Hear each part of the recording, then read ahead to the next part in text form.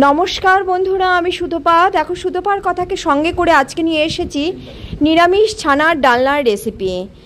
দেখেছো কত বড় বড় হয়েছে, একদম এক একটা রসগোল্লার সাইজে। চলো কি করে করেছি সেটা তোমাদের সাথে একটু শেয়ার করি। পনির দিয়েই করবো ছানার ডালনা। এই যে পনির নিয়েছি, পনিরটাকে আমি এই যে এইখানটায় ঘষে ভালো করে নেব, তাহলে পনিরটা পুরো আর কি দলা দলা থাকবে না, একদম পনিরটা খুব ভালো করে মিশে যাবে।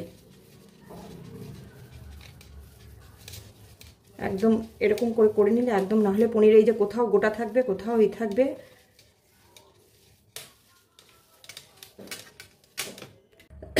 এই যে খুব সুন্দরভাবে হয়ে গেছে, দেখো খুব ঠান্ডা লেগেছে, একদম ঝুরঝুরা হয়ে গেছে। এই যে দেখো একদম ঝুরঝুরা হয়ে গেছে, সুন্দরভাবে হয়ে গেছে। এখানে 300 গ্রাম পনির আছে। এই যে টেবিল চামচটা, এই চামচের 1 চামচ ময়দা দেবো, 1 চামচের বেশি দেবো না, ওইটুকুই দেবো। এইটুকুন আমি রেখে দিচ্ছি, প্যাকেট থেকে ঢালতে গেলে না এরকমই হয়। এবার এখানে দিয়ে দেব লবণ, খুব বেশি দিলাম না, যেটুকুনি লাগবে তার থেকে কমই দিলাম। এইবার এটা ঢাকনা। এবার এটাকে খুব সুন্দর করে মাখবো, একদম মানে মাখাটায় কিপটেমো করলে চলবে না, হাতের একটু কাজ করতে হবে। সুন্দর করে মাখবো এটাকে, না হলে ছানার যে ডালনাগুলো সেগুলো সফট হবে না। এই মাখাটার উপরেই হচ্ছে ছানার ডালনাগুলো যে সফট হয় সেটা। এই দেখো মাখতে মাখতে একদম মোলায়েম হয়ে গেছে। মানে এটা যত ভালো মাখা হবে ছানার ডালনাগুলো তত ভালো হবে। ময়দা ওইটুকু শুধু বাইন্ডিংয়ের জন্য। আমি অনেকক্ষণ ধরে, প্রায় 10 মিনিট ধরে ধরো এটাকে আমি এরকম করে ডলে ডলে ডলে ডলে মাখছি। এবার এগুলোকে এক একটা ওই যে ছানার ডালনার যে শেপে আনবো, শেপ দেবো আর কি। এটা দেখলেই বোঝা যাচ্ছে, দেখো আর হাতের থেকে দেখো ছেড়ে যাচ্ছে, একদম তেলও মনে হচ্ছে আলাদা হয়ে গেছে। মাখার সময় কিন্তু এরকম ডলে ডলে মাখতে হবে একদম। যত ডলে ডলে মাখবো তত ছানার যে ডালনাগুলো সেগুলো একদম, মানে যে বড়াগুলো করব সেগুলো একদম ফুলে টুম্বুস হবে, আর বাইন্ডিংটা ভালো আসবে। আর না হলে দেখবে ফেটে যাবে, খুলে যাবে। এটা আমার কমপ্লিট। এবার এটাকে আমি ছোট ছোট শেপ দেব। খুব বেশি বড় বড় করব না, কারণ বড় বড় করলে এগুলো আবার ঝোলের মধ্যে গিয়ে ফুলবে, তো ফুললে দেখবে ঝোলে অনেকটা জায়গা হয়ে যাবে, মানে নাড়তে অসুবিধা হবে, বড় বড় হয়ে যাবে। এই যে এরকম একটু চ্যাপটা চ্যাপটা করে দিচ্ছে, তাতেই দেখবে কত বড় বড় হয়ে যায় এক একটা।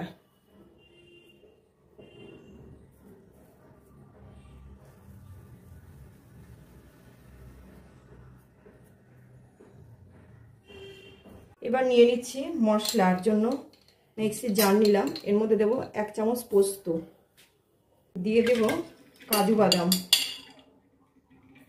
1.5 চামচ কাজু, আর দেব 1 চামচ জিরে, গোটা জিরে। এই সব কিছু একসাথে পেস্ট করব, শুকনো গুঁড়ো করব। এর মধ্যে কয়েকটা শুকনো লঙ্কাও দিয়ে দিলাম। শুকনো গুঁড়ো করে তারপরে জল দেব। এইবার দেখো এটাকে শুকনো এই যে ঘুরিয়ে নিয়ে এসেছি অন্য একটা জারে। এবার আমি এই জারটার মধ্যে আগে 2খানা টমেটো দিয়ে দিলাম। টমেটো আগে পেস্ট করে নিয়ে, এই যে টমেটোটা পেস্ট করে নিয়ে এসে এর মধ্যে এবার এই মশলাটা দিয়ে দেবো। দিয়ে সব শুদ্ধ খুব ভালো করে, পুরো ভালো করে পেস্ট করবো আর কি।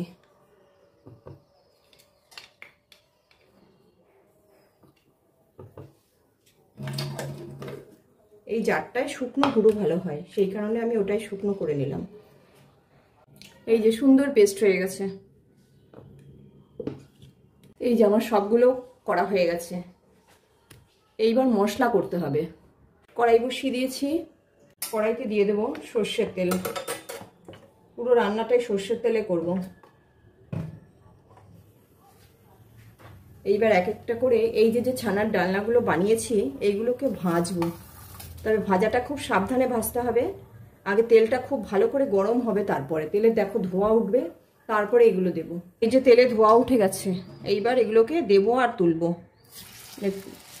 দিলেই দেখবে ফুলে ফুলে উঠবে, তেলে দিলেই। এত সুন্দর এটা মাখানো হয়েছে। তো তবে গ্যাসটা অবশ্যই কমিয়ে নেবো, ছানা নালে কিন্তু এই দেখো তেল যে তেতে গেছে তার প্রমাণ এই যে দেওয়ার সাথে সাথে কিন্তু এরকম হয়ে গেছে। এ কটাকে আগে তুলে নিই।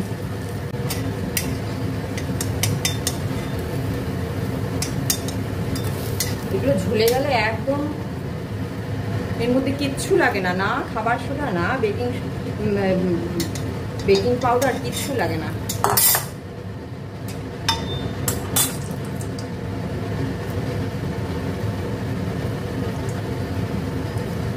এক্ষুনি হয়ে যাবে, এগুলো ভাজতে খুব বেশি সময় লাগে না, তবে তেলটা গরম করে দিতে হবে, কিন্তু তেলটা কম গরম করে দিলে হবে না, এই হচ্ছে কথা। এগুলো দেখো এক্ষুনি মানে মিনিট 2-1 মধ্যেই আমি তুলে নেব, তাহলে প্রত্যেকটা ছানার ডালনা একেবারে খুব সুন্দরভাবে হবে।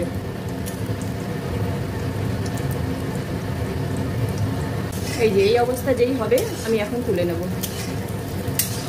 মিনিট খানেকও লাগে না, যেহেতু ছানা তো ভাজতে বেশি সময় লাগে না। দেখবে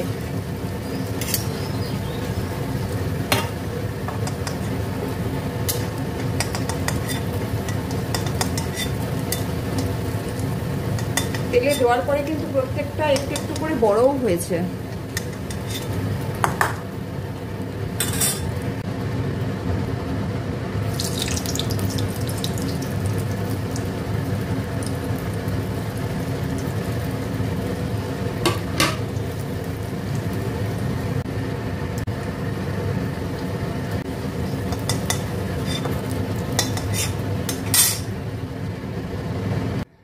কেমন ভেজে নিয়েছি দেখো সবগুলো, একদম প্রত্যেকটা না ভেতরে কিন্তু আমি আর ভাঙছি না, পরে ভাঙবো, ভীষণ গরম।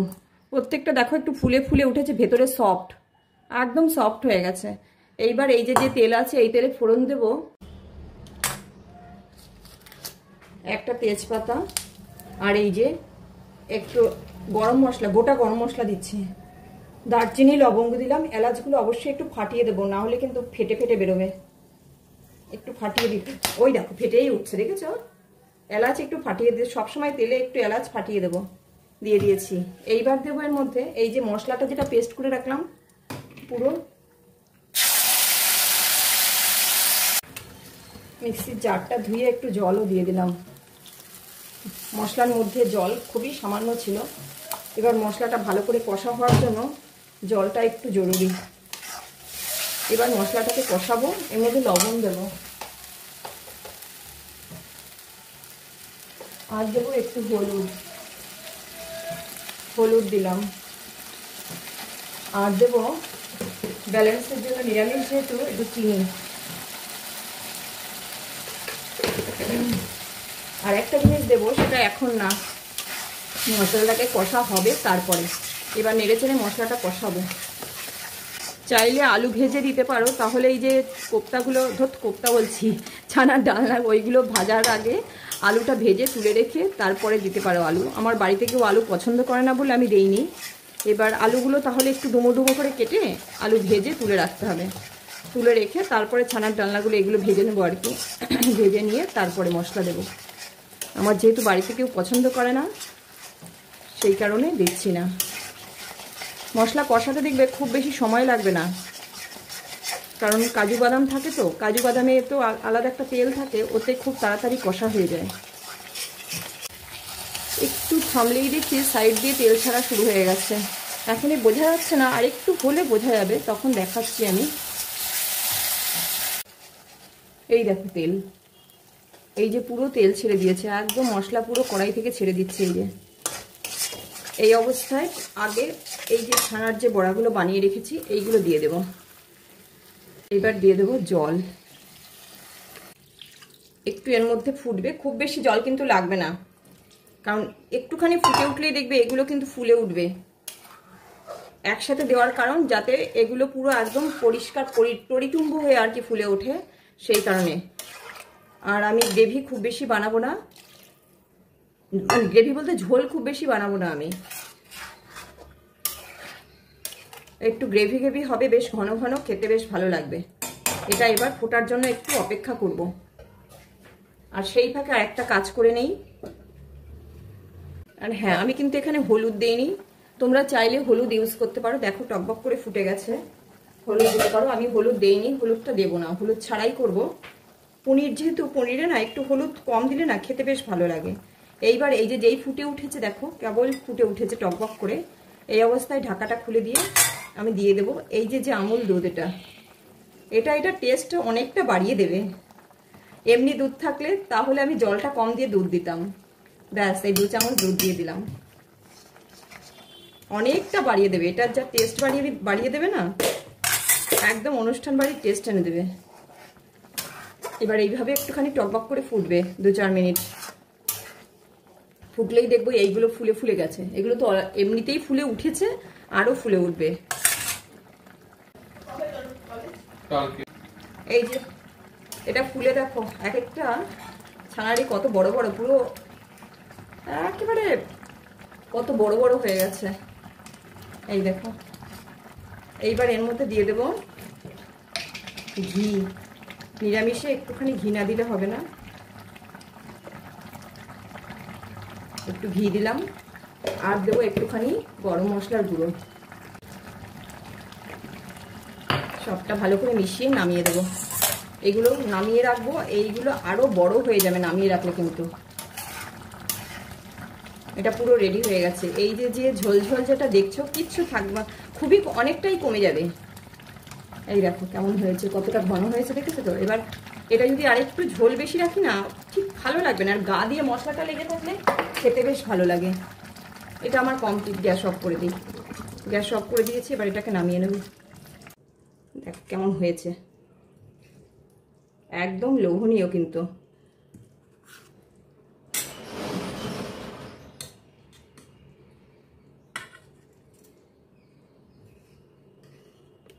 আর কি, আজ এই অবধি। আমার তো এক্ষুনি চাহিদা হয়ে গেছে। এই যে আবার কথা হবে, দেখা হবে পরবর্তী রেসিপিতে। সবাই ভালো থেকো, সবাইকে লক্ষ্মী পুজোর শুভেচ্ছা জানাই। Tata, bye bye.